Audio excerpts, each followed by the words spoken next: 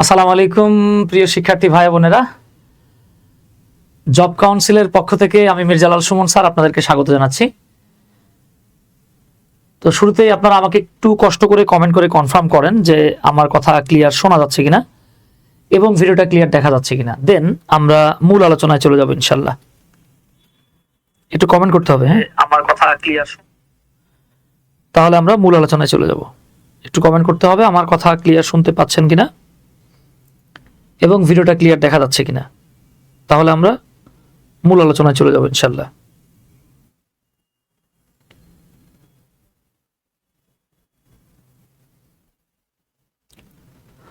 আর যারা যারা আমাদের সাথে যুক্ত আছেন একটু কষ্ট করে আমাদের লাইভটা আপনাদের টাইমলাইনে শেয়ার করে দিবেন, তাহলে আজকের যে গুরুত্বপূর্ণ লাইভটা এটা আপনাদের জন্য পরবর্তীতে আর খুঁজে পেতে প্রবলেম হবে না ইনশাল্লাহ।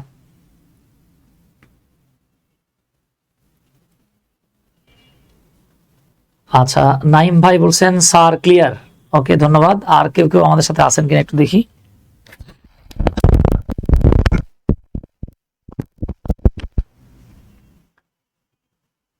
আচ্ছা, ওকে ধন্যবাদ। তাহলে আমরা আমাদের আলোচনায় চলে যাব ইনশাল্লাহ।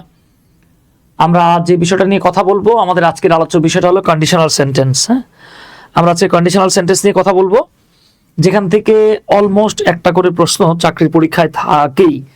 ইভেন শুধু চাকরির পরীক্ষায় না, আপনারা কেউ যদি ভার্সিটি অ্যাডমিশনে এক্সাম দিয়ে থাকেন সেক্ষেত্রেও দেখবেন এই জায়গা থেকে নিয়মিত প্রশ্ন আসে।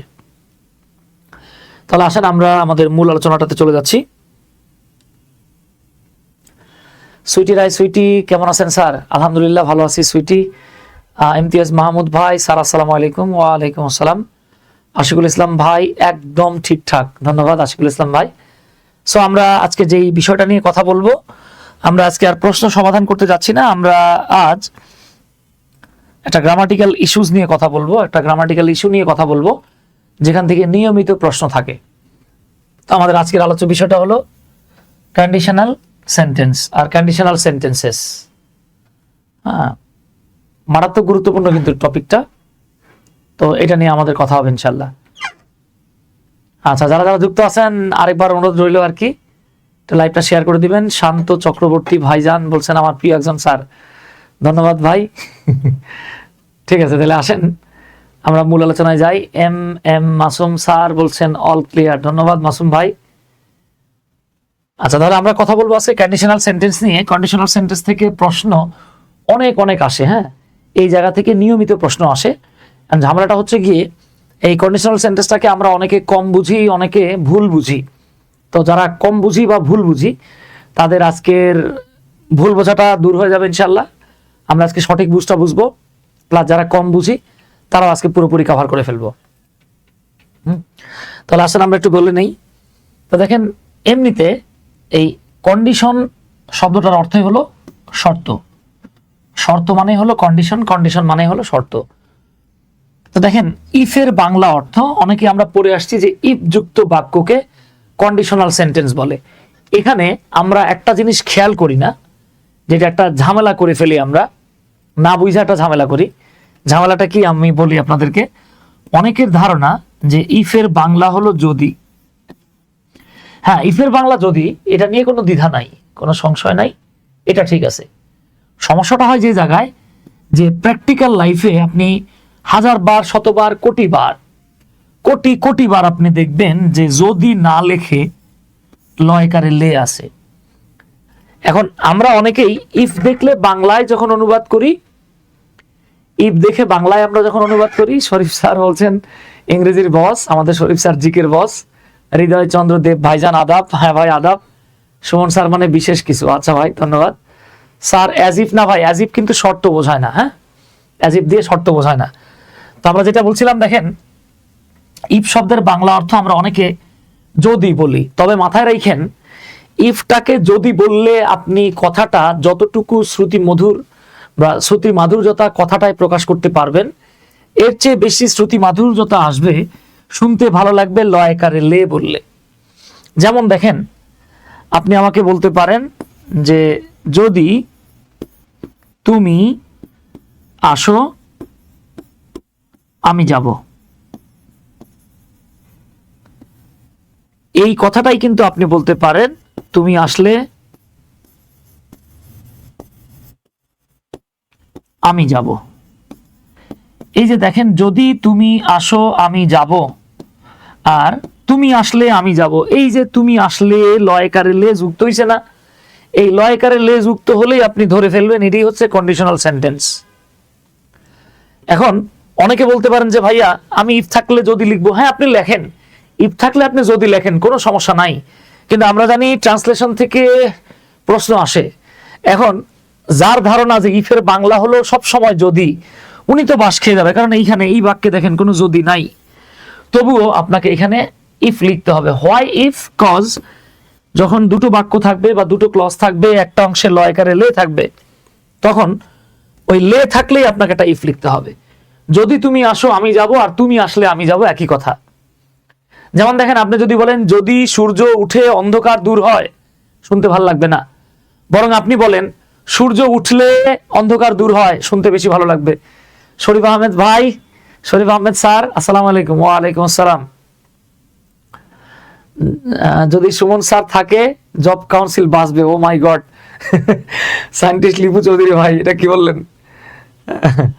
আচ্ছা, রাহিমা আক্তার রুনা, আসসালামু আলাইকুম স্যার, কেমন আছেন? ওয়ালাইকুম আসসালাম বাবা, আলহামদুলিল্লাহ ভালো আছি। তাহলে বিষয়টা কি দাঁড়াচ্ছে? বিষয়টা হলো ইফের বাংলা অর্থ হচ্ছে যদিও বলতে পারেন, আবার লয়কারে লেও বলতে পারেন। হ্যাঁ, এখন শুধু লয়কারে লে বললে হবে না, এর সাথে আরেকটা অংশ থাকবে। হ্যাঁ, আফনান সানজিদা, ওয়ালাইকুম আসসালাম। আচ্ছা, তাহলে ইফযুক্ত বাক্য দ্বারা সবসময় একটা শর্ত বোঝায়। হ্যাঁ, তবে এটা সবসময় শর্ত বোঝায় এরকম না, কারণ অনেক সময় দেখবেন আপনি লিখবেন ইফ, বাংলা অর্থ যদিও হবে না, লয়কারে লেও হবে না, বরং ইফের বাংলা হবে কি না। খেয়াল করেন, ইফের বাংলা হবে কি, কি না। এখন এই কিনা মানে কিনে ফেলাইছেন কেনা, এরকম না কিন্তু। হ্যাঁ, কিভাবে হবে দেখেন, আমি একটু দেখায় দিই, আমি একটু হালকা দেখায় দিচ্ছি, দেখেন, তাহলে আপনাদের জন্য বুঝতে সুবিধা হবে। স্পেশালি আমরা যখন ন্যারেশন চেঞ্জ করি, জেসমিন ইসলাম, ওয়ালাইকুম আসসালাম বাবা, ইন্টারোগেটিভ সেন্টেন্সের ন্যারেশন চেঞ্জ করলে, যেমন ধরে নেন আমি লিখলাম হি টোল্ড মি, সে আমাকে বলল, উইল ইউ গো, তুমি কি যাবে? তো আমরা জানি, আমরা যখন ইন্টারোগেটিভ সেন্টেন্সের ন্যারেশন চেঞ্জ করি, তখন রিপোর্টিং ভার্বটাকে ইন্টারোগেটিভের ক্ষেত্রে সেড, আস্কড, ইনকোয়ার্ড এরকম হয়। খলিফা রহমতুল্লাহ স্যার কেমন আছেন? আলহামদুলিল্লাহ ভাই ভালো আছি। তখন আমরা এখানে লিখবো আস্কড, হি আস্কড মি। এইবার দেখেন, অক্সিলারি ভার্ব দিয়ে ইন্টারোগেটিভ সেন্টেন্স শুরু হলে ন্যারেশনের ক্ষেত্রে ইনভার্টেড কমা তুলে দিয়ে আমাদেরকে ইফ লিখতে হয়। এখন এই ইফ দেখে যে কন্ডিশনাল সেন্টেন্স ভাববে ও একটা বোকা, ঠিক আছে, ও একটা জম্মের বোকা, ওটা জম্মের বলদ। হ্যাঁ, এখানে ইফ থাকলে কিন্তু কন্ডিশনাল সেন্টেন্স হবে না, ঠিক তো কাকু? আচ্ছা, এবার আমরা দেখেন সেকেন্ড পারসন অবজেক্টকে ধরে হয়ে গেল আই, ন্যারেশন চেঞ্জ করলে উইলটা হয় would, if I would go. হ্যাঁ, পরে প্রশ্নবোধক দিলে বাস খাবেন, তা আমরা তো আর পান্ডা না যার প্রধান খাবার বাস, আমরা বাস খাবো না। তাহলে এখানে একটু খেয়াল করেন, এইখানে যদি কেউ ইফের বাংলা যদি বলে, ও তো বাস খাবে, যে শুনবে সে কিছু বুঝবে না। নেক্সট প্রেসিডেন্ট অফ বাংলাদেশ, কাম সারছে ভাই, নেক্সট প্রেসিডেন্ট অফ বাংলাদেশ, যাক মাশাআল্লাহ মাশাআল্লাহ। হ্যাঁ, হতেও পারে ভাই, বলা যায় না, হাসা যাবে না, বুঝছেন? নেক্সট প্রেসিডেন্ট অফ বাংলাদেশ, আমার যে কমেন্ট করছেন, আমি আসলে মানে কি বলবো, আমি খুবই খুশি, আমি প্রীত, চমৎকৃত, উৎফুল্ল। হ্যাঁ, টেনশিত বললাম না, চিন্তিত না, আমি খুব খুশি হয়েছি, আলহামদুলিল্লাহ, ধন্যবাদ ভাই। আমাদের নেক্সট প্রেসিডেন্ট অফ বাংলাদেশ বলতেছেন, লাভ ইউ স্যার, আপনার পড়ানোর কৌশল অসাধারণ, ধন্যবাদ। এইখানে স্যার খাতা কলম নেব না? হৃদয় ভাই, খাতা কলম নিতে হবে না। হ্যাঁ, আচ্ছা, তাহলে খেয়াল করেন, he asked me if I would go. দেখেন, সে আমাকে বলল তুমি কি যাবে। আর এবার প্রশ্নটা কি? সে আমাকে প্রশ্ন করলো আমি যাব কি না। এই যে খেয়াল করেন, এখানে ইফ হয়ে গেছে কি না। এইখানে ইফটাকে কেউ যদি, এখানে ইফটাকে কেউ যদি মনে করে, তাহলে সেন্টেন্স শেষ। যদি কেমনে হচ্ছে, এটা যদি বোঝাচ্ছে না, ঠিক আছে তো? আচ্ছা, তাহলে আমরা কি বলতেছি দেখেন, ইফের তিনটে অর্থ আমরা জানলাম তাহলে। এক, যদি হইতে পারে। দুই, কিনা হইতে পারে। আর যদি সেটা ন্যারেশন চেঞ্জ করে অক্সিলারি ভার্ব দিয়ে ইন্টারোগেটিভ সেন্টেন্স শুরু হয়, আর সেক্ষেত্রে যদি আমরা ইফ লিখি, তখন বাংলা হবে কিনা, সে আসবে কিনা, তুমি আমার সাথে কথা বলবে কিনা, আমি তার কথা শুনি কিনা, ইত্যাদি ইত্যাদি। Okay, so that's all about the meaning of if. ইফের মিনিং বুঝা ফেলাইছেন। এখন দেখেন, ইফযুক্ত সেন্টেন্স দ্বারা বেশিরভাগ ক্ষেত্রে শর্ত বোঝায়, তাই ইফযুক্ত বাক্যগুলোকে কন্ডিশনাল সেন্টেন্স বা শর্তযুক্ত বাক্য বলে। ওকে, এই তো Sweety Roy, thank you very much.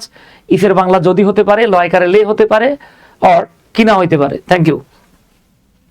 তাহলে আমার খুব দুঃখ লাগে কি জানেন, আমরা অনেকে এই সিম্পল ইস্যুগুলো আমাদের স্টুডেন্টদেরকে বলি না, না বলার কারণে আমাদের অনেক ভাই বোনেরা এই জায়গাটাতে বিপদে পড়ে যায়। তো এখন দেখেন, আমরা অলমোস্ট মোটামুটি সবাই জানি যে কন্ডিশনাল সেন্টেন্স কত প্রকার। ঠিক আছে, আমি এক কাজ করি, আমি স্লাইডটাকে আগের স্লাইডে নিয়ে গেলাম। আপনারা আমারে বলেন তো কন্ডিশনাল সেন্টেন্স কত প্রকার? আপনারা বলেন, কারা কারা বলতে পারেন দেখি, কমেন্ট করেন। কন্ডিশনাল সেন্টেন্স কত প্রকার? হ্যাঁ, Rahima Akter Runa, thank you very much. Jannatul মুন্নিকে আমাদের এখানে মেনশন দেওয়ার কারণে রকি ভাই 3টে ভালোবাসা দিছে, তার মানে কি আমরা 3 প্রকার ধরে নেব?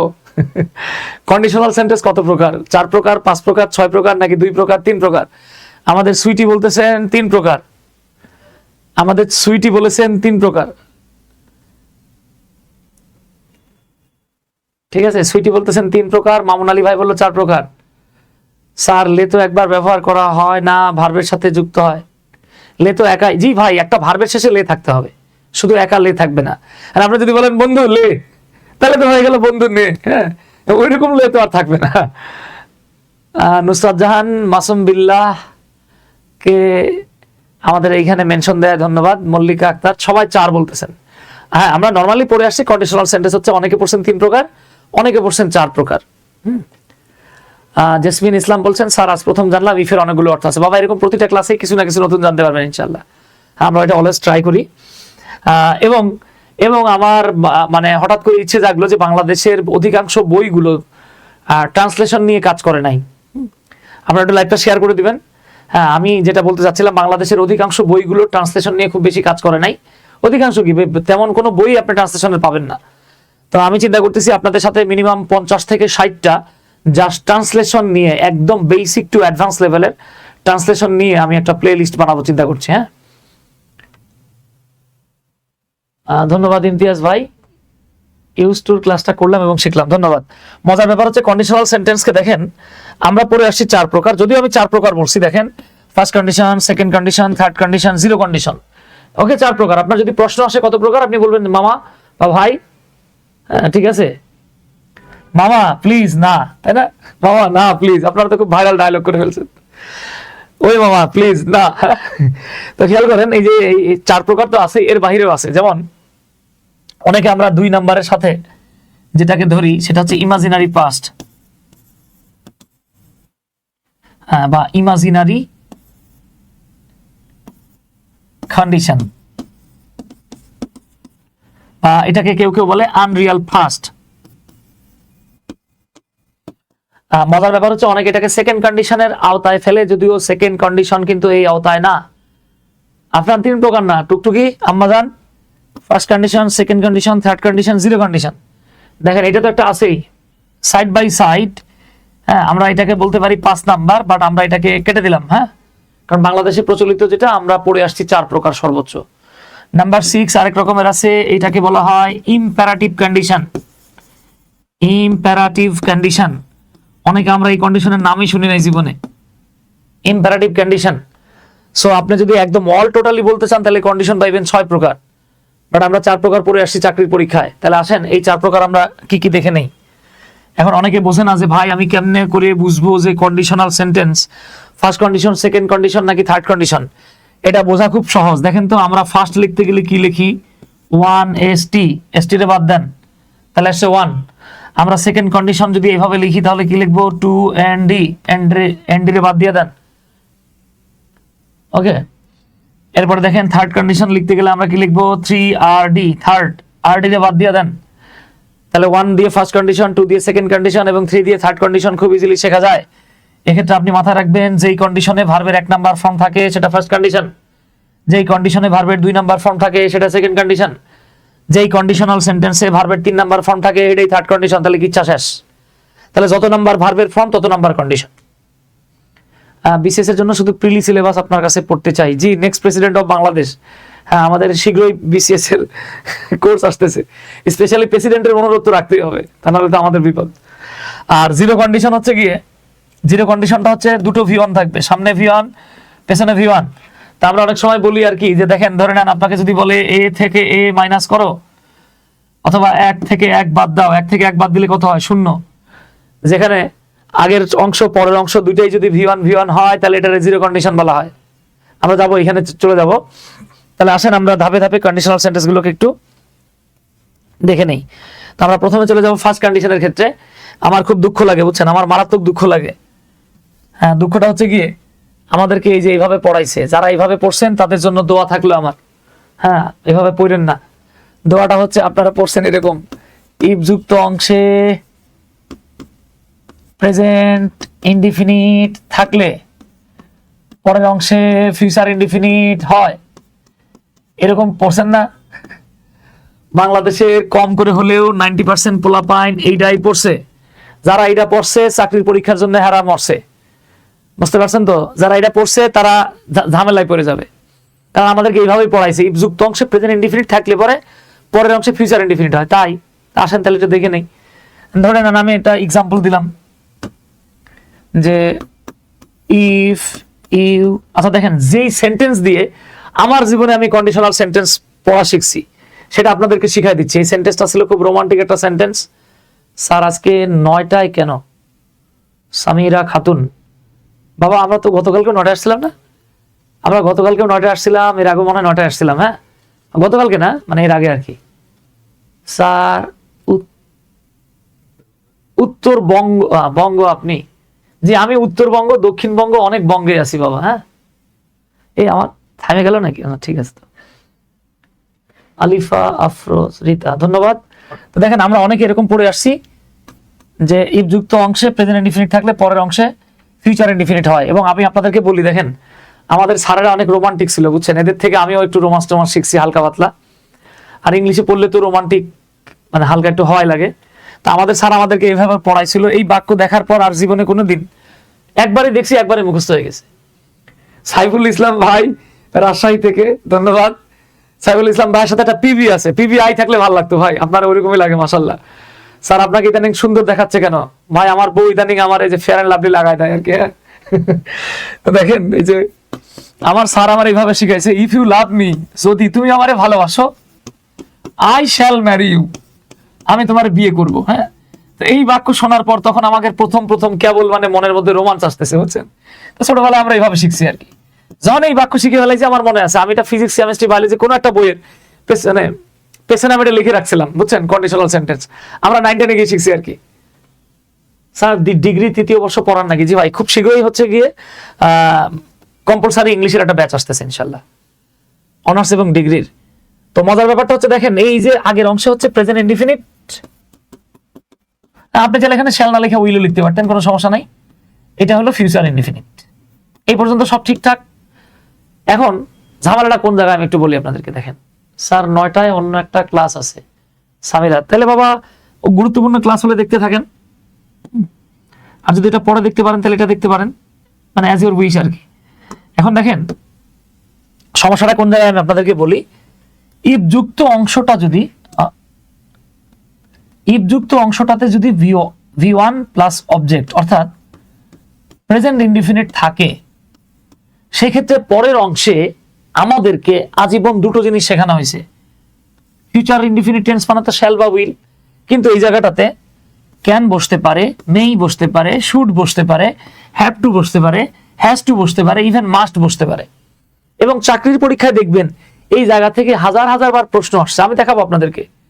দেখবেন এই যে আমাদেরকে বললো ইফ যুক্ত অংশে প্রেজেন্ট ইনডিফিনিট থাকলে, এই যে আমরা এইভাবে পড়েছি, ইফ প্লাস প্রেজেন্ট ইনডিফিনিট থাকলে এরকম পড়ে আসছি আমি, আপনারাও পড়ছেন, ফিউচার ইনডিফিনিট হয়। এটা তো দেখা মিশা কথা।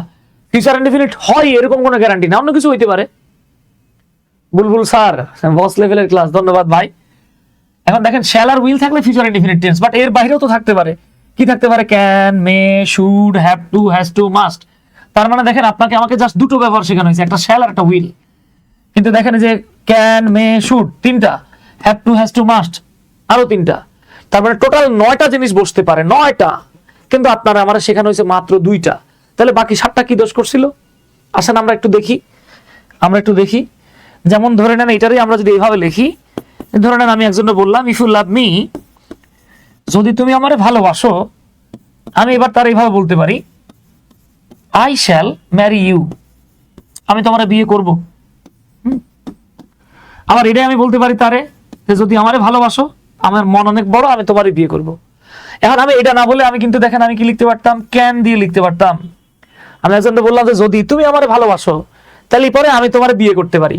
এই যে আই ক্যান ম্যারি ইউ, দেখেন এটা কি ভুল? কারণ বাবার শব্দ আছে, এটা ভুল বলবেন, বলা যাবে না। কিন্তু রুল তো আমাদেরকে পড়ানো হলো শ্যাল উইল হয়, এখানেই সমস্যা।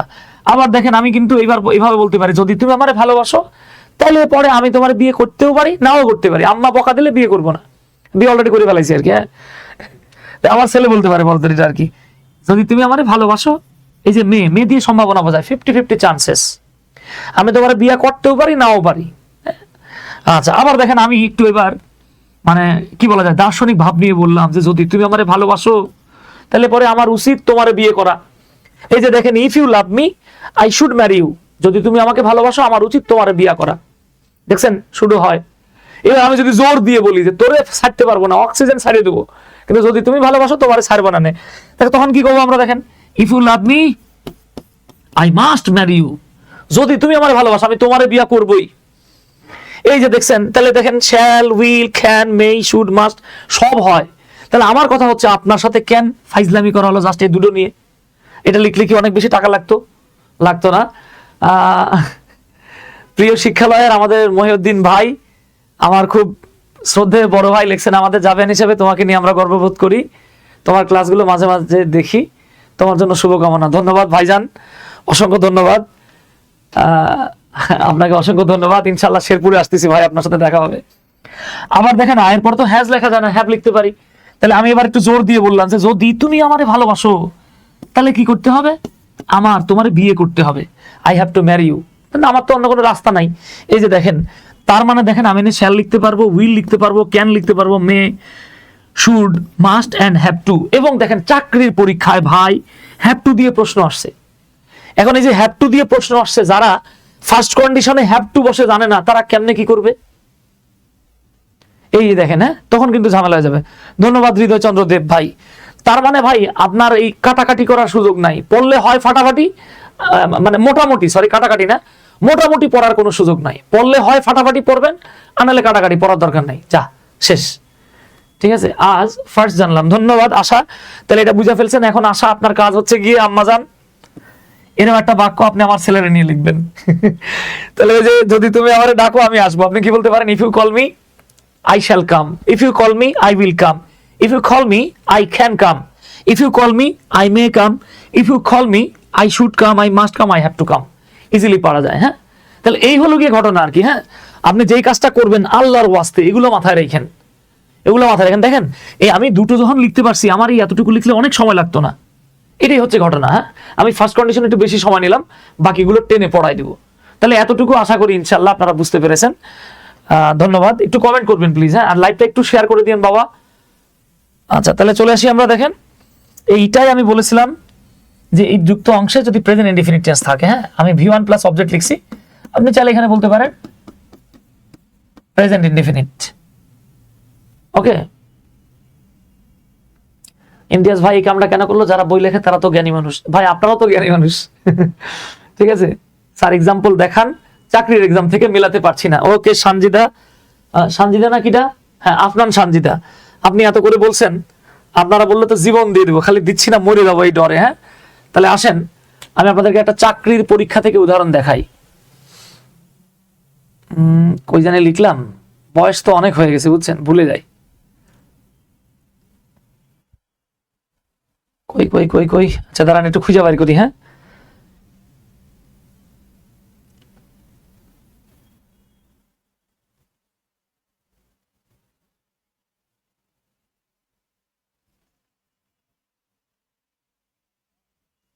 এই যে আসেন, here is the question. Sir zero কন্ডিশনটা কি? অনেক আগে পড়েছিলাম ইউনুস ভাই। আচ্ছা এনেন, আসেন, হয়ে গেছে। হ্যাঁ, এবার আপনারা দেখেন তো, এইবার দেখেন, এবার দেখেন মেলে কিনা। If you dash learn, if you dash to learn a musical instrument, you have to, এই কাম সারি ফেলাইছে না, ইফ যুক্ত অংশের পরের অংশে খেয়াল করেন, ইফ যুক্ত অংশের পরের অংশে দেখেন তো পাইছেন, you have to practise, you have to practise. কাম সারে ফেলাইছেন, এই দেখছেন আমি বলছিলাম দেখেন মিলে কিনা। এবার চাকরির পরীক্ষা আসা প্রশ্ন, আমি জাস্ট এখানে রেফারেন্সটা লিখে দিই নাই কোন পরীক্ষা আসছে, এটা আমি প্রিভিয়াস ইয়ারের কোশ্চেন দিয়ে এখানে লিখে রাখছি। হয়তো গুগলে গিয়ে কোশ্চেনটা সার্চ দিলে আপনি পেয়েও যাবেন কোন পরীক্ষা আসছে। তাহলে চিন্তা করেন, এখন আমরা যারা আজীবন পড়ে আসলাম ইফ যুক্ত অংশে প্রেজেন্ট ইনডিফিনিট থাকলে পরে পরের অংশে ফিউচার ইনডিফিনিট হয়, আর ফিউচার ইনডিফিনিট হয় মানে খাস বাংলা হইতাছে শ্যাল আর উইল হয়। আপনার আমারে কোন এই পরের অংশে কি শ্যাল উইল আছে? নাই তো। কিটা আছে? এই দেখেন আছে হ্যাভ টু। তাহলে যেহেতু হ্যাভ টু আছে তার মানে আমরা বুঝে ফেলাইছি আগের অংশ V1 হবে। তাহলে want V1, wanted V1, will one V1 নাকি হ্যাভ ওয়ান্টেড V1? আনডাউটেডলি এক নাম্বারটা উত্তর। তাহলে কি আসতেছে দেখেন, ইফ ইউ ওয়ান্ট টু, এ ওয়ান্ট টু কে স্পোক ইন ইংলিশে বলে wanna. If you wanna learn musical instrument, if you wanna learn musical instrument, যদি তুমি একটা বাদ্যযন্ত্র শিখতে চাও বাজানো শিখতে চাও, ইউ হ্যাভ টু, এই হ্যাভ টু কে আবার মডার্ন ইংলিশে হ্যাভ গট টু বা গড়া বলা হয়। যেমন আই হ্যাভ টু গো নাও না বলে বলবো আই গড়া গো নাও, আই গড়া গো নাও। যাক এই গড়া বাদ দিয়ে দিলাম, ওয়ানারা বাদ দিয়ে দিলাম, তাহলে এখানে কি চলে আসছে দেখেন ওয়ান্ট। তাহলে বিষয়টা হচ্ছে এই দেখছেন, এইখানে চাকরির পরীক্ষায় প্রশ্ন আসছে। এখন চাকরির পরীক্ষায় প্রশ্ন আসতে এটা বাদ দিবেন কেমনে বলেন? বাদ দেওয়ার সুযোগ নাই তো। তাহলে আপনার এটা শিখতে হবে। ওকে, আচ্ছা ধন্যবাদ, আবার আসবেন। তাহলে আমরা যে জায়গায় ছিলাম চলেন এবার সেই জায়গাতে চলে যাই। এই ছিল আমাদের ফার্স্ট কন্ডিশন। দেখেন আমি এখানে একটা উদাহরণ দিয়ে রেখেছি যে ইফ রূপা ফোনস মি, যদি রূপা আমাকে ফোন করে, I shall talk to her, আমি তার সাথে কথা বলবো। উইল দিয়েও বলতে পারে আমি তার সাথে কথা বলবো। জাস্ট এবার আমি যদি ক্যান বলি যে যদি রূপা আমারে ফোন করে তাহলে আমি তার সাথে কথা বলতে পারবো। আর যদি মেয়ে বলি, মেয়ে ব্যবহার করি, তাহলে কি হবে? যদি রূপা আমাকে ফোন করে তাহলে আমি তার সাথে কথা বলতেও পারি, নাও পারি। মেয়ে দিয়ে সম্ভাবনা বোঝায়। আর একটু দার্শনিক ভাব নিয়ে বলতেছি যে রূপা যদি আমারে ফোন করে তাহলে আমার উচিত, আই শুড টক টু হার। আচ্ছা, আবার দেখেন যদি রূপা আমাকে ফোন করে, I have to talk to হার, আমাকে তার সাথে কথা বলতে হবে। এ দেখেন মাথায় রাখবেন, অনেকে টক উইথ মি বলে, এটা রিয়াল অ্যাপ্রোপ্রিয়েট প্রিপোজিশনটা হচ্ছে টক টু মি। আপনি যদি কাউকে বলেন দোস্ত আমার লগে কথা কও, আমার সাথে কথা বলো, তখন টক উইথ মি বলবেন না, বলবেন please talk to me, talk to me. আচ্ছা, তাহলে এটা ক্লিয়ার? হ্যাঁ, এই হলো আমাদের ফার্স্ট কন্ডিশন। এবার আসেন সেকেন্ড কন্ডিশনে চলে যাই। তাহলে সেকেন্ড কন্ডিশনে যেটা হবে আর কি, ইফ যুক্ত অংশে যদি পাস্ট ইনডিফিনিট থাকে তাহলে পরের অংশে গিয়ে আপনি পাস্ট মডালগুলো নেবেন। তাহলে শ্যাল এবং উইল, এটার পাস্ট ফর্ম হচ্ছে উড, ক্যান থেকে কুড, মে থেকে মাইট, এরপরে V1 প্লাস বাকি অংশ। যেমন আগে ছিল if Rupa phones me, I will, I can, I may. কিন্তু এখানে দেখেন ফোনস না, এখানে চলে আসছে ইফ রূপা ফাউন্ড মি। যেহেতু এই অংশটা পাস্ট হয়ে গেছে তাহলে আমরা এই মডালগুলোকে পাস্ট বানাই দিলাম। শ্যালের পাস্ট ফর্ম উড, শ্যালের পাস্ট ফর্ম যারা শুড বলে তারা ভুল বলে। নাইম ভাই আজিফের নিয়মটা, আচ্ছা আজকে সময় সুযোগ করে আপনাদেরকে দেখায় দিবেন যদি আজকে পারি। দেখেন শ্যালের পাস্ট ফর্ম, হ্যাঁ, শ্যাল থাকলেও উড বসে, উইল থাকলেও উড বসে। আপনারা আরেকটা ধান্দাবাজি ভুল একটা অপশন পড়ে আসছেন, শ্যালের পাস্ট ফর্ম শুড। মাথা রাখবেন, যে শ্যালের পাস্ট ফর্ম শুড বলেছে সে ভুল বলেছে। আচ্ছা, আবার আমরা জানি খ্যান থেকে খুড আর মেই থেকে মাইট। জাস্ট দেখেন সেকেন্ড কন্ডিশনে চলে আসছে। আচ্ছা, এইবার আসেন থার্ড কন্ডিশন। এখানে একটু খেলা আছে। ইফ যুক্ত অংশে যদি ভার্বের 3 নাম্বার ফর্ম থাকে তাহলে সেটা থার্ড কন্ডিশন। এটাকে আপনি এভাবে মাথায় রাখতে পারেন, এটা হলো পাস্ট পারফেক্ট। হ্যাঁ, পাস্ট পারফেক্ট টেন্স। সেক্ষেত্রে দেখেন এটা যেহেতু পাস্ট, তাহলে আমরা মডালগুলোকে পাস্ট মডাল রাখবো। এই দেখেন মডালগুলো পাস্ট থাকবে, অর্থাৎ উইলের পাস্ট ফর্ম উড, শ্যালের পাস্ট ফর্ম উড, ক্যানের পাস্ট ফর্ম কুড, মেয়ের পাস্ট ফর্ম মাইট। এটা তো থাকবেই। এক্সট্রা ভাবে আপনাকে এখানে যদি V2 থাকতো তাহলে আমরা হ্যাভ না এনে সরাসরি V1 লিখতাম, কিন্তু এখানে তো V2 নাই বাবা, এখানে আছে V3। এক্ষেত্রে আমাকে পাস্ট মডেল লেখার পরে হ্যাভ প্লাস V3 লিখতে হবে। ওকে, সুইটি রায় জিজ্ঞেস করতেছেন শুড কোন ফর্ম? শুড হচ্ছে ফিউচার টেন্স। ওকে, সুইটি মনে করাই দিন নেক্সট ক্লাসে। সুইটি, এটা আপনার দায়িত্ব দিলাম, আপনি তো মাশাআল্লাহ সব ক্লাসে থাকেন, মনে করাই দিন, আমি একদম চমৎকার ব্যাখ্যা দেব আপনাদেরকে। আচ্ছা তাহলে দেখেন, if Rupa had found me, practical লাইফে থার্ড কন্ডিশন নাই, আমরা প্র্যাকটিক্যাল লাইফে কখনোই থার্ড কন্ডিশন ব্যবহার করি না। আচ্ছা, if Rupa had found me, Rupa যদি আমাকে ফোন করে থাকতো, I would have talk to her, আমি তার সাথে কথা বলে থাকতাম, এগুলো আমরা কখনোই বলি না। হ্যাঁ, অথবা I could have talked to her, অথবা I might have talked to her. পারবেন ইনশাল্লাহ? হ্যাঁ, ইনশাল্লাহ পারবেন। আচ্ছা এইবার আসেন, এই থার্ড কন্ডিশনটাকেই আরেকটা স্টাইলে লেখা যায়, সেটা হচ্ছে আপনি ইফটাকে তুলে দিবেন, দিয়ে যে হ্যাডটা আছে এটার সামনে আনবেন। তাহলে কি হবে? এটা হবে had Rupa found me, Rupa যদি আমারে ফোন করতো, I would have talked to her. এইটাকে আবার বলা হয় ইনভার্সন। ইনভার্সন নিয়ে আমি একটা ক্লাসে আপনাদের সাথে আলোচনা করব ইনশাআল্লাহ। ওকে, আচ্ছা আপনাদেরকে একটা বিষয় জানাই দিই, আমাদের আপকামিং ব্যাচের 3 দিন আমরা ফ্রি ক্লাস নিব, অর্থাৎ ফার্স্ট, সেকেন্ড, থার্ড, এই 3টা ক্লাস আমরা আপনাদের সবার জন্য উন্মুক্ত রাখবো। 26 তারিখ, 27 তারিখ এবং 28 তারিখ, 26, 27, 28, এই 3 দিন আমরা আমাদের ফ্রি ক্লাস নিব আর কি। আপনারা ফ্রি থাকলে অবশ্যই এই ক্লাসটা করবেন। আপনাদের সাথে 28 তারিখে দেখা হবে আমার, 26 তারিখে থাকবেন শরীফ স্যার, আর 27 তারিখে হবে ম্যাথের ক্লাস। হ্যাঁ, ক্লাস দেখে সিদ্ধান্ত নেবেন যে মানে আমরা আপনাদেরকে পড়ানোর জন্য যোগ্য কিনা। আচ্ছা তাহলে এটা থার্ড কন্ডিশন হয়ে গেছে বাবা।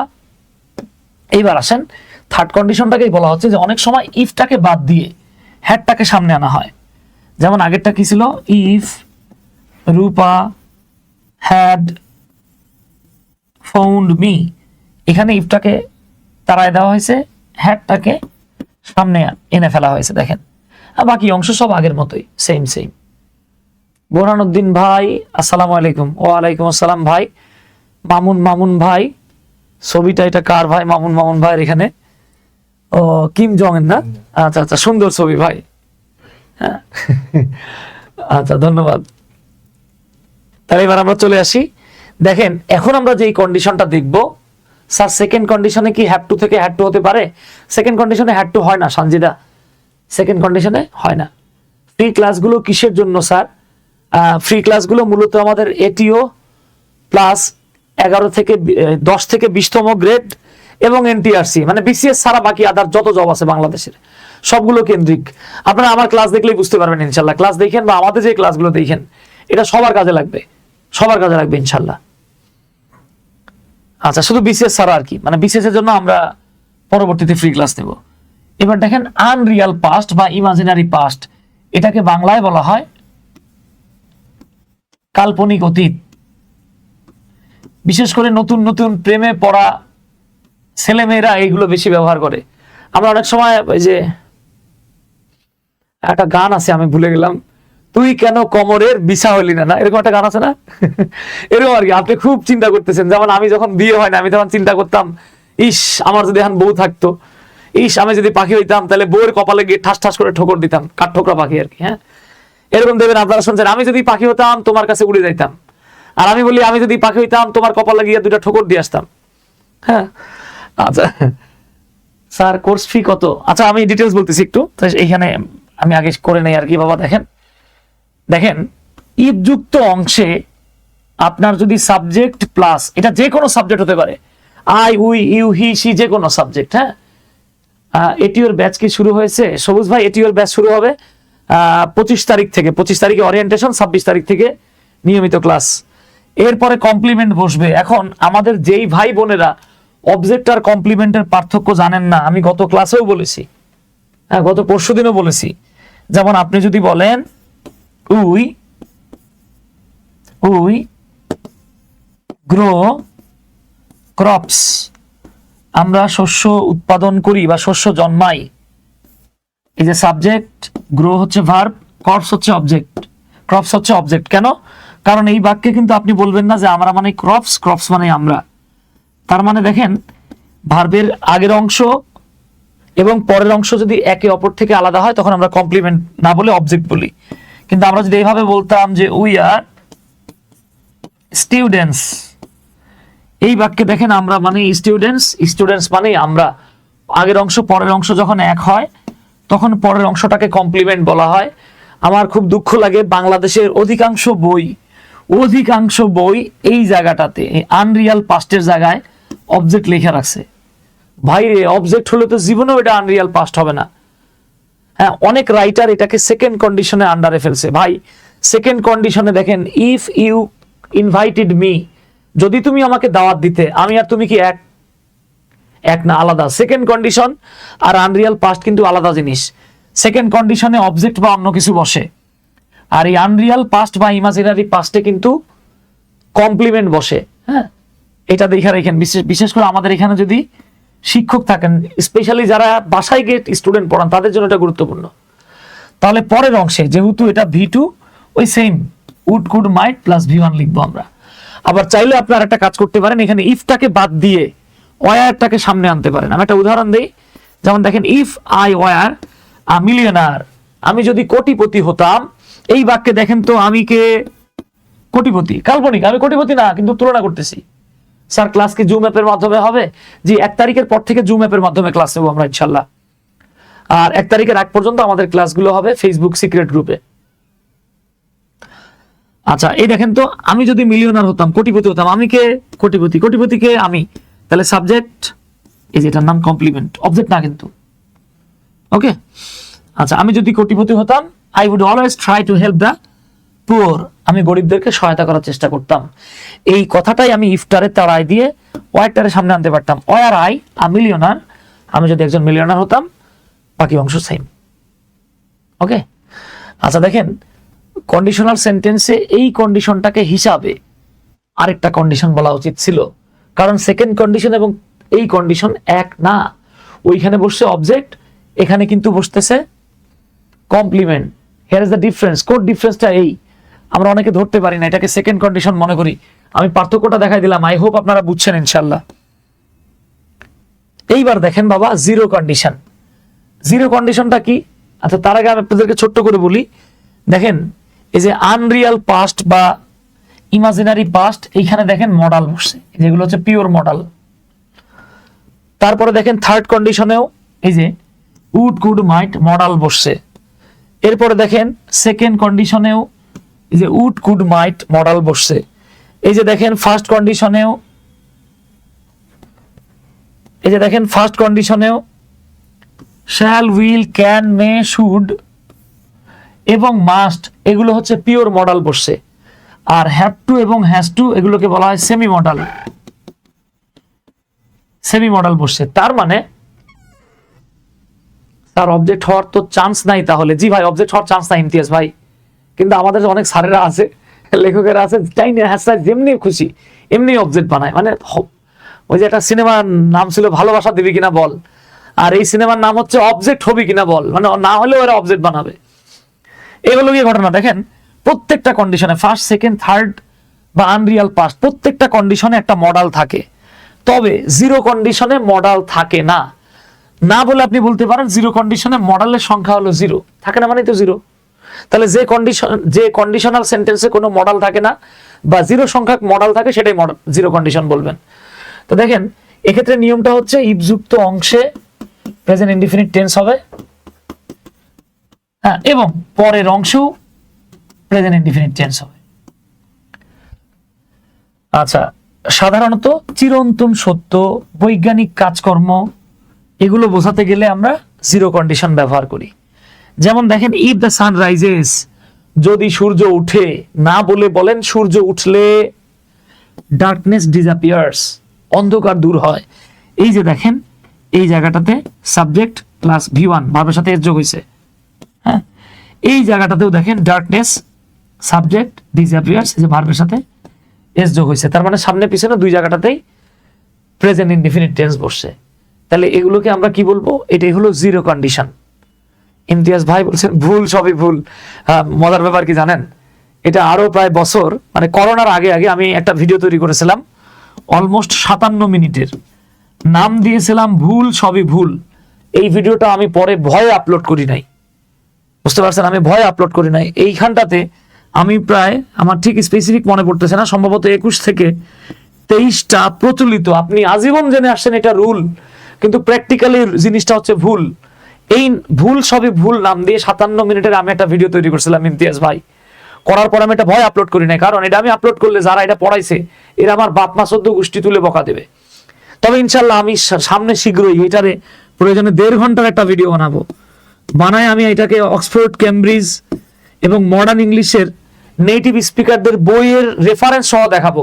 এইবার যদি কেউ বাপ মা তুলে বকা দেয় আমার আর কিছু বলার নাই, আমি বলবো আপনার বকা নিলাম না, আমারে যা কইছিলেন এটা আপনি নিজেই, ঠিক আছে? ভুল সবই ভুল, আমার মনে আছে এই নামে ভিডিওটা আপলোড করতে চেয়েও করি নাই। হ্যাঁ, আচ্ছা, তাহলে এই হলো গিয়ে জিরো কন্ডিশন। আচ্ছা, এইবার যারা ওই যে জিজ্ঞেস করতেছিলেন আমাদেরকে আর কি, আমরা বেসরকারি শিক্ষক নিবন্ধন অর্থাৎ NTRCA এবং 10ম থেকে 20তম গ্রেডের আমরা কয়েকদিনের মধ্যেই একটা ক্র্যাশ ব্যাচ চালু করতেছি। এটা ইনশাল্লাহ 1 তারিখে শুরু হবে, 1 অক্টোবর থেকে। এখানে আমরা মোট ক্লাস রাখছি 100টা, বাংলা 25, ইংরেজি 25, সাধারণ জ্ঞান 25, গণিত 25। এর বাইরেও আরো ICT, বিজ্ঞান অনেকগুলো ক্লাসই পাবেন আপনারা, যেখানে সলভ ক্লাস থাকতেছে 10টা। আর এই 100টা ক্লাসের প্রতিটা ক্লাসের পরে 100টা ক্লাস টেস্ট থাকবে, সাবজেক্টিভ টেস্ট 12টা, মডেল টেস্ট 10টা। হ্যাঁ, তো আমাদের কোর্স ফি হচ্ছে গিয়ে 4000 টাকা, এটা পরবর্তীতে দেখতে পাবেন। এখন আমরা হয়তো 4000 নিচ্ছি না, আমরা 2000 টাকায় ভর্তি নিচ্ছি। তবে 1 তারিখের মধ্যে যদি কেউ ভর্তি হয়, 1 তারিখের মধ্যে ভর্তি হলে 1500 টাকা এই কোর্সে ভর্তি হতে পারবেন। 100 ক্লাস, আমাদের ক্লাস কোয়ালিটি দেখে দেন আপনারা বিবেচনা করে নিয়েন ইনশাল্লাহ। তো এই যে নাম্বারটা দেখতেছেন এটা আমাদের হোয়াটসঅ্যাপ নাম্বার, এইটাই বিকাশ নাম্বার, এইটাই নগদ নাম্বার। ওকে, আচ্ছা, তো আমাদের অবশ্য হোয়াটসঅ্যাপ নাম্বারটা ডিফারেন্ট। হ্যাঁ, অবশ্য দুটো নাম্বারে হোয়াটসঅ্যাপ করা আছে, আপনারা চাইলে যোগ দিতে পারেন, মানে নক দিতে পারেন ইনশাল্লাহ। আপনারা আমাদের পেজে নক করলেই অথবা আমাদের এই নাম্বারগুলোতে নক দিলেও আপনারা জানতে পারবেন ইনশাল্লাহ। স্যার আজকেই পড়ছি if I were a bird I would fly. জি ইউনুস ভাই, ধন্যবাদ। একজন ভাই বলতেছে, ভাই ওনার নামটা দেখতে পাচ্ছেন, একটু উপরে উঠুন তো। নাইম ভাই, বিদ্যাবাড়ির একটি ফ্রি ক্লাসে আপনাকে দেখার পর আপনার আইডি খুঁজতেছিলাম, অবশেষে পেলাম, ধন্যবাদ ভাই। আচ্ছা ইউনুস ভাই, স্যার আজকেই পড়েছি। আচ্ছা, if I were a bird I would fly, তারপরে কি যেন সিমোড দেয়া আছে ভাই, একটু জান না? আমি যদি পাখি হতাম উড়ে যেতাম, or I would have flown. হ্যাঁ, আই উড হ্যাভ ফ্লোন দুই ভাবেই হবে। আচ্ছা, হ্যাঁ, এখানে একটা বিষয় আছে আর কি। হ্যাঁ, তবে আমরা আই উড ফ্লাই ভাবে পড়ে আসছি। 5 লিটার্স আর 5 লিটার একটু ক্লিয়ার করবেন স্যার। আচ্ছা, সুন্দর কথা বলছেন যে 5 লিটার্স নাকি 5 লিটার, তাই না?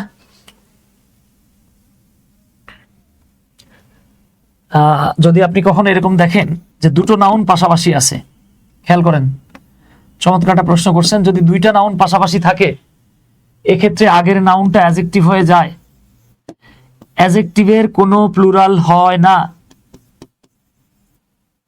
ওকে, অ্যাডজেক্টিভের কোনো প্লুরাল হয় না। আচ্ছা, এই গেল হচ্ছে গিয়ে কন্ডিশন।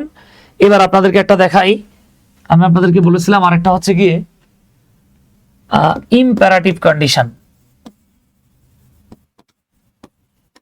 এই ইম্পারেটিভ কন্ডিশনটা কি জিনিস?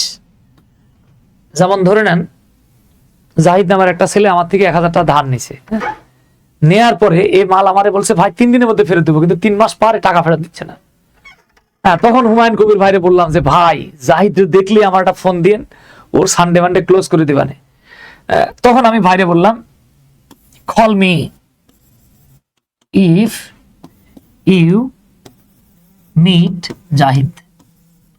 অথবা দেখেন, আমরা এই অংশটা সামনে নিতে পারতাম, তাহলে এই অংশটা কি? ইম্পারেটিভ। দেখেন, if you meet Zahid, if you see Zahid. এই যে দেখেন, জাহিদরে দেখলেই খালি আমার একটা ফোন দিবা, এরপরে ওর একদিন আমার যতদিন লাগে। হ্যাঁ, তাহলে এটাকে বলা হয় ইম্পারেটিভ কন্ডিশন। একইভাবে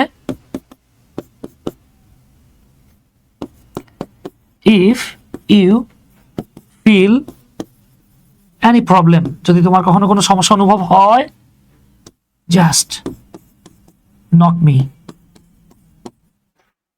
জাস্ট নক মি, আমার একটা নক দিও। এ বড় ভাইরা বেশি বলে কিন্তু এরকম। হ্যাঁ, ছোট বোনদেরকে, বিশেষ করে ফার্স্ট ইয়ারে যখন ইউনিভার্সিটিতে কোনো ছেলেমেয়েরা ভর্তি হয়, এই কোনো সমস্যা হলে আমারে ফোন দিও, আমি তো আসি। হ্যাঁ তুমি তো আসোই, আমরা তো জানি। আচ্ছা এইবার চলে আসেন, আমরা যদি এখন এগুলোকে প্র্যাকটিস করি। এই যে দেখেন, ইফ ইউ ড্যাশ, এই আমরা কি দেখতে পাচ্ছি, if you dash you would have past. তো আমরা জানি দেখেন উড হ্যাভ পাস্ট কোন কন্ডিশন, বুঝে ফেলাইছেন, থার্ড কন্ডিশন। তাহলে থার্ড কন্ডিশনে কি হয় বলেন? আমার প্রিয় ইংরেজি স্যার এবং সম্পর্কে বড় ভাই, সব সময় ভালো লাগে, ধন্যবাদ মামুন ভাই, জাযাকাল্লাহ। হুমায়ুন কবির ভাই, এটা নিয়ে একটা মারাত্মক ভিডিও দিবেন ইনশাল্লাহ। তাহলে এবার বলেন তো এটা কি হবে? ইম্পারেটিভ কন্ডিশনকে কি আমরা জিরো কন্ডিশন বলতে পারি? জিরো কন্ডিশনের শর্ত হচ্ছে গিয়ে সেটা চিরন্তন সত্য বৈজ্ঞানিক কাজকর্ম বা বৈজ্ঞানিক যন্ত্রপাতি হয়। এখন আমি যদি বলি যে হুমায়ুন কবিরে দেখলেই মামুন ভাই আমারে ফোন দিয়েন, এটা কি চিরন্তন সত্য? সত্য না, তাহলে আপনি এটাকে কেন জিরো কন্ডিশন বলবেন? আচ্ছা তাহলে থার্ড কন্ডিশনে কি হয়? If plus subject plus had plus V3 থাকতে হয়। তাহলে এখানে ইফ প্লাস সাবজেক্ট দেয়া আছে, এবার হ্যাড প্লাস V3 কই আছে খুঁজে বাইর করেন। আচ্ছা এই যে পেয়ে গেছি আমরা। তাহলে দেখেন if you hadn't made that mistake, যদি তুমি এই ভুলটা না করতে, অর্থাৎ এই ভুলটা যদি তোমার না হতো, সেক্ষেত্রে you would have pass the exam, তুমি বা you would have pass the test, তুমি টেস্টটায় বা পরীক্ষাটায় পাস করতে পারতে। আচ্ছা এইবার আপনারা আমাকে একটু বলার চেষ্টা করেন তো, বলেন তো এটা কোন কন্ডিশন?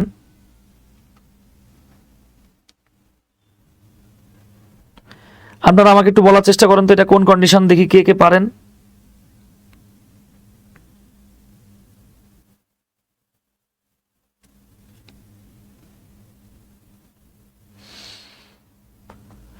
Second condition. এই তো ধন্যবাদ ভাই। আমরা জানি if plus subject plus V2 plus বাকি অংশ, এইটা হলো সেকেন্ড কন্ডিশন। আর থার্ড কন্ডিশনে if plus subject plus had, এর পরে ভার্বের একটা 3 নাম্বার ফর্ম থাকবে। এখানে হ্যাড দেখে অনেকে এটাকে পাস্ট পারফেক্ট ভাবে, ভাইরে সাবজেক্ট এই যে দেখেন অবজেক্ট, এটা তো পাস্ট পারফেক্ট না, তাহলে হ্যাড প্লাস V3 থাকতো। এই হ্যাড মূলত ভার্বের 2 নাম্বার ফর্ম। তাহলে দেখেন if we had a boat, যদি আমাদের একটা নৌকা থাকতো, we would cross the river, আমরা নদীটা পার হতে পারতাম। আর যদি সাবজেক্ট প্লাস হ্যাড থাকতো, অর্থাৎ আমি আপনাদেরকে একটা এক্সাম্পল দেই,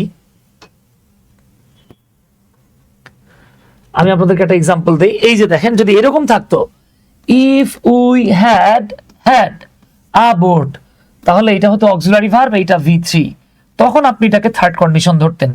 তাহলে থার্ড কন্ডিশন হলে পরের অংশে কি হইতো? এই যে উড হ্যাভ ক্রসড দিতাম আমরা। ওকে, সেক্ষেত্রে পরের অংশে গিয়ে আমরা উড হ্যাভ ক্রসড দিতাম। আশা করি বুঝতে পারছেন ইনশাল্লাহ। হ্যাঁ ধন্যবাদ জাহুরা সুলতানা, সুইটি রায়, আফনান, ধন্যবাদ। এগুলো কি ঘটনা? হ্যাঁ আমরা অনেক সময় যেগুলো বুঝি না, এই না বুঝে আমরা এই জায়গাগুলোতে একটু লাগাই দেই। আচ্ছা এটা তো আমরা করেছি, এটা আমরা একদম শুরুতেই ব্যাখ্যা করেছি। এবার আসেন দেখেন if you dash math at school, এই প্রশ্নটা খুব ট্রিকি কোশ্চেন ছিল, অনেকে ভুল করছে। 4 নাম্বার প্রশ্নের উত্তর দেখি কারা কারা লিখতে পারেন। আসাদুল্লাহ আল গালিব ভাই, আসসালামু আলাইকুম স্যার, কেমন আছেন? ওয়ালাইকুম আসসালাম ভাইজান, আলহামদুলিল্লাহ ভালো আছি।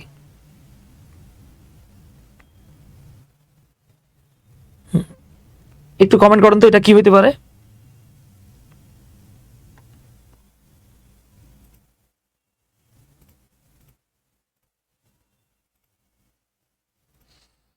দেখি কারা কারা পারেন এটা। আচ্ছা মাশাআল্লাহ, দেখেন কি বলতেছে, if you dash math at school, যদি তুমি স্কুলে ম্যাথ, আচ্ছা যদি তুমি স্কুলে ম্যাথ ড্যাশ করতা,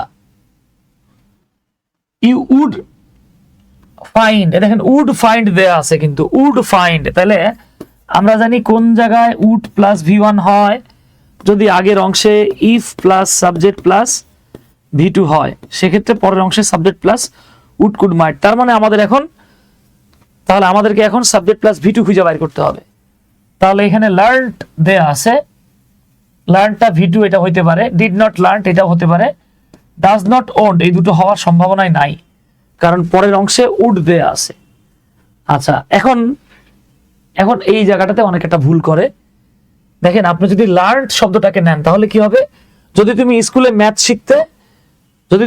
ম্যাথ শিখতে তাহলে তোমার কাছে কমার্স বেশি ডিফিকাল্ট লাগতো, নাকি যদি তুমি না শিখতে তাহলে ডিফিকাল্ট লাগতো? কোনটা বলবেন? হ্যাঁ, শিখলে তো লাগতো না, না শিখলে লাগতো। তাহলে পারফেক্ট অপশন হচ্ছে বি। দেখেন, এটাকে নেগেটিভে নেওয়া হয়েছে। If you did not learn math at school, যদি তুমি স্কুল লাইফে ম্যাথ না শিখতে, সেক্ষেত্রে you would find commerce difficult to understand, সেক্ষেত্রে তোমার কাছে কমার্সটা বুঝতে বেশি কষ্ট হইতো। ওকে, এবার চলে আসেন, দেখেন অল। হ্যাঁ, এই অয়েল মানে হচ্ছে গিয়ে তেল, অনেকে তৈল বলেন। হ্যাঁ, ইফ, এই যে ইফ যুক্ত অংশে দেখেন ইউ প্লাস পোর, এই পোর মানে হচ্ছে ঢেলে দেয়া। আবার তাহারির মতো বলি না ঢেলে দেই, এখন তো আর ঢেলে দিচ্ছেন না, এখন তো আপনারা উহু করতেছেন। হ্যাঁ, তাহলে দেখেন if you pour it on water, যদি তুমি এটাকে পানির উপরে ঢেলে দাও, সেক্ষেত্রে তেল ফ্লোটস, উড ফ্লোটেড। তাহলে আমরা একটা চিরন্তন সত্য কথা জানি, সেটা হচ্ছে যদি তুমি পানির উপর তেল ঢেলে দাও তাহলে এই তেলটা পানির উপর ভেসে থাকে। এটা তো চিরন্তন সত্য। তাহলে আপনি এটাকে কি করবেন? জিরো কন্ডিশন ধরবেন। আর যখন অয়েল বা ওল বা তেল, এটা হলো থার্ড পারসন সিঙ্গুলার নাম্বার, তাহলে subject third person singular number হলে ভার্বের সাথে এস ইএস আইএস যোগ হয়। তাহলে আমাদের উত্তর কিন্তু হয়ে গেছে। ওকে, আচ্ছা, এইবার দেখেন হ্যাড আই হার্ড। আমরা আপনাদেরকে বলেছিলাম যে থার্ড কন্ডিশনে অনেক সময় ইফটা উঠে গিয়ে হ্যাড সামনে চলে আসে। তাহলে এটা থার্ড কন্ডিশন তো বুঝতেই পারতেছেন, would have, could have, might have হয়। তাহলে উড হ্যাভ বিন টেকিং, এটা জীবনেও হবে না, শুধু টুক হবে না, উড টেক হবে না। সঠিক উত্তর বি। ওকে ডিয়ার, ইনশাল্লাহ এই জায়গাগুলোতে আর সমস্যা হওয়ার কথা না। আর এটা তো ওই সেম জিনিস কুড হ্যাভ ওয়ার্কড। তাহলে আমরা জানি থার্ড কন্ডিশনে গিয়ে would, could, might plus have plus V3 থাকে। আর সেক্ষেত্রে আগের অংশে কি হয়? Subject plus had plus V3 হয়। তাহলে দেখেন এই যে অলরেডি কিন্তু বিন V3 নিজেই, কারণ আমরা পরে আসছি অ্যামিজার, তারপরে বা বি পাস্ট টেন্সে গিয়ে ওয়াজ ওয়ার, পাস্ট পার্টিসিপলে বিন। তাহলে ডেফিনেটলি এই যে মাশাআল্লাহ আপনারা অনেকে উত্তর করে ফেলছেন। ইফ আই হ্যাড বিন মোর কশাস, আমি যদি আরো সতর্ক হতাম, দিস কুড হ্যাভ ওয়ার্ড, তাহলে এটা কাজ করত। ওকে, আচ্ছা, এবার আসেন আমরা লাস্ট কোশ্চেনে চলে আসছি। If I hadn't over slipped, আমি যদি বেশি ঘুমিয়ে না ফেলতাম বা আমি যদি বেশি না ঘুমোতাম, তাহলে দেখেন এই যে হ্যাড প্লাস V3 দেয়া আছে, বুঝতেই পারতেছেন থার্ড কন্ডিশন। এগুলো আর বলা লাগে না। কন্ডিশনাল সেন্টেন্স আহামরি ওইরকম কোনো রথি মহারথী জিনিস না যেটা আপনার বিপদে ফেলতে পারবে আর কি, এগুলো সহজ জিনিস। তাহলে এই ছিল আমাদের আজকের ক্লাস। তো যেমনটা বলছিলাম আর কি, এটা আমি অলরেডি আপনাদেরকে দেখায় ফেলছি। যারা আপনারা NTRC এর এবং 10 থেকে 20তম গ্রেডের চাকরির জন্য প্রিপারেশন নিচ্ছেন, হ্যাঁ, তারা আমাদের কোর্সটাতে ভর্তি হতে পারেন। 1 তারিখের মধ্যে যদি ভর্তি হন, 1 তারিখের মধ্যে ভর্তি হলে মাত্র 1500 টাকায় এই 100 ক্লাসের কোর্সটা করতে পারবেন। তো ঠিক আছে, সবাই ভালো থাকবেন, সুস্থ থাকবেন, আল্লাহ বাঁচা রাখলে ইনশাল্লাহ আপনাদের সাথে আবারও নেক্সট ক্লাসে দেখা হবে। টিল দেন, আল্লাহ হাফেজ।